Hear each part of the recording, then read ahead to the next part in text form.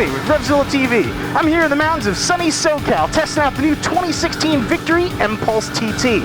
This is a super quiet, super fun little motorcycle. Now when Victory got into the electric motorcycle game, they knew they had to make something that was cutting edge, that was American, that was fast and a whole lot of fun to ride. And they succeeded on all counts.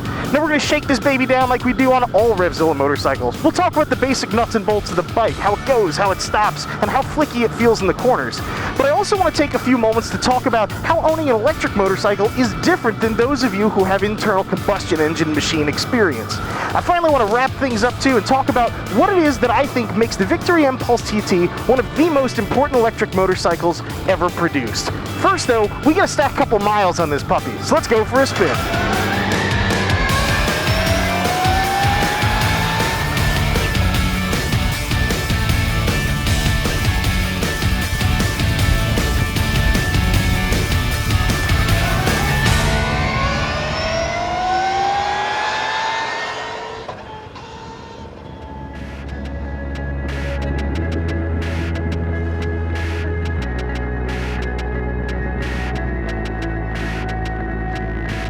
The Empulse TT is not a normal motorcycle. Because of that, we can't give this a normal motorcycle review. Rather than stand up here and give you a bunch of facts and figures trying to associate ICE engines with EVs, instead, I'd prefer to just treat this as what it is, its own separate animal. Victory positions the Empulse as a commuter motorcycle, and I can't really disagree with them. In fact, it's the only task that I can see the Empulse TT being really suited to. The reason for that is that this requires a fairly long charge time, but it has a reasonably short range. So in order to get any type of meaningful range out of this, most folks are going to have to separate their riding into chunks and have lots and lots of time to charge the bike back up.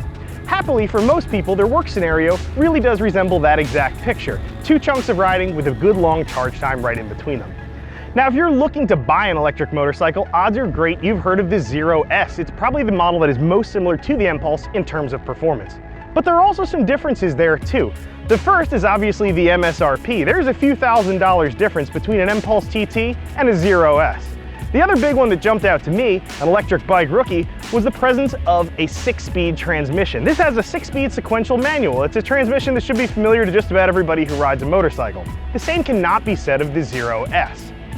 So when it came time to evaluate this, as I had said, I'm an EV rookie. I don't know a whole lot about these, so I had to do a lot of learning very quickly. I had to get the whole electric bike experience, from the big dollop of off-idle power that an electric motor can provide, right out to something like the anxiety-inducing range that I'm sure everybody who has an EV deals with at some time or another. I need to get the whole experience, and that experience starts now.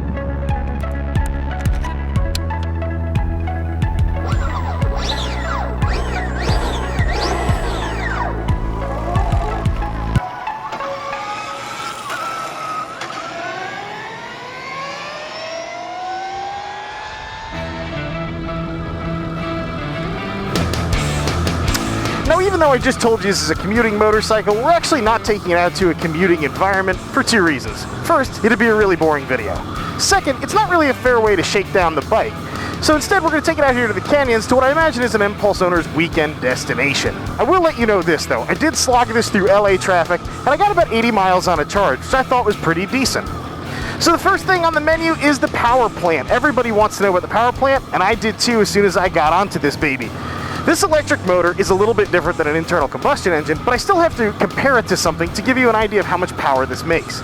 This felt a lot like a parallel twin to me. So for those of you who are familiar with the older crop of 500cc twins, say the GS 500 or the Ninja 500, this bike is a little bit faster than those. I would say though, it's not as quick as the current crop of 650s. So if you're familiar with say the Kawasaki Ninja 650 or the Versys, this bike probably would lose heads up to it. Still though, the engine is a lot of fun. I had a blast this. It's certainly enough to keep an experienced rider happy.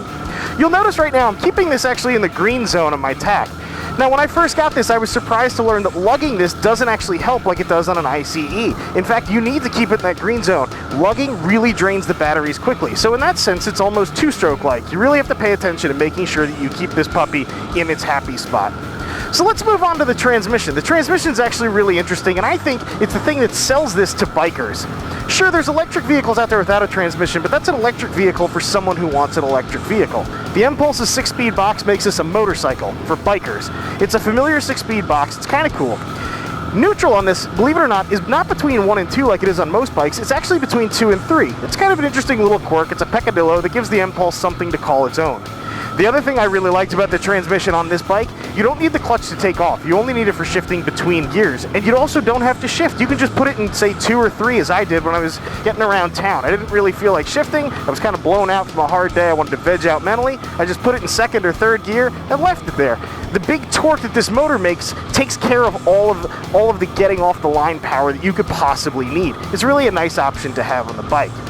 So with respect to braking on this motorcycle, I actually use the engine, believe it or not, for a lot of the braking. I preferred leaving it in sport mode because it gives a lot more engine braking, which also ups the regenerative braking, which is when the power is actually being returned to the battery to help you conserve.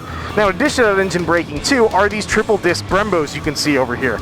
These triple disc Brembos give great feel. Lots of progressive linear feedback from the road. I knew what the brakes were doing at all time. Brembo's top-notch stuff, and these braided stainless lines also really help in terms of knowing what the brakes are doing underneath you. The final item of note, chassis and suspension. The chassis and suspension of this bike really are fun. This is a small, nimble little motorcycle, and it throws into the corners really easily. The suspension is one of those other items too that's going to sell this bike to motorcyclists who know the difference between a well-suspended motorcycle and a junker.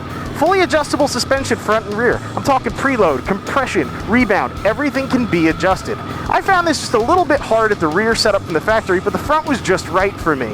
One of the only bummers about the suspension, at least for me, was the fact that you do need to pop off the handlebars in order to adjust the front suspension. Not a big deal, definitely not a deal killer as far as I'm concerned. Overall, this is a peppy, sprightly little bike. This is one of my favorite combos. A really zippy but not too big engine in a very lithe, flickable chassis. I had a ball in this thing, and I think a lot of other people are going to do the same thing.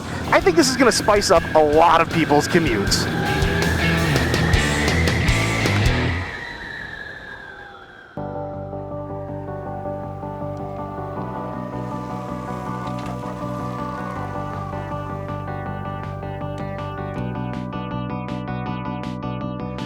Well, that's it for me. It's the end of the line. I ran out of go juice on the Victory Empulse TT. We've got a chase truck handy to help me out with that. I expected this. I knew it was coming, and if you're looking into an electric vehicle, you probably did too. Now, at the beginning of this video, I told you why I would tell you why I think the Empulse TT is the most important electric motorcycle ever produced. Let's get right into that. My rationale is very simple. This is the only electric vehicle for sale in the showrooms of a major motorcycle manufacturer. That fact alone makes this significant. Victory should be rewarded for their bravery. This was a hard thing to do. The Empulse TT will go down in the history books as very important, maybe not so much because it had an electric engine in there, but because it didn't have a gas engine. That alone makes this an outstanding motorcycle, and I hope that Victory is rewarded with plenty of Empulse TT sales. Now, I had lots and lots of other thoughts about what it's like to live with an electric motorcycle, but we couldn't squeeze them all into this video. Cruise on over to my Common Tread article where I did an in-depth analysis of life with the Empulse TT. As always, make sure you subscribe to us on YouTube. Make sure that I got a job making reviews for you guys next month. As for me, I gotta get loading this thing into the truck. This will be the first motorcycle review I've ever done where I didn't finish out the review and ride home on the motorcycle.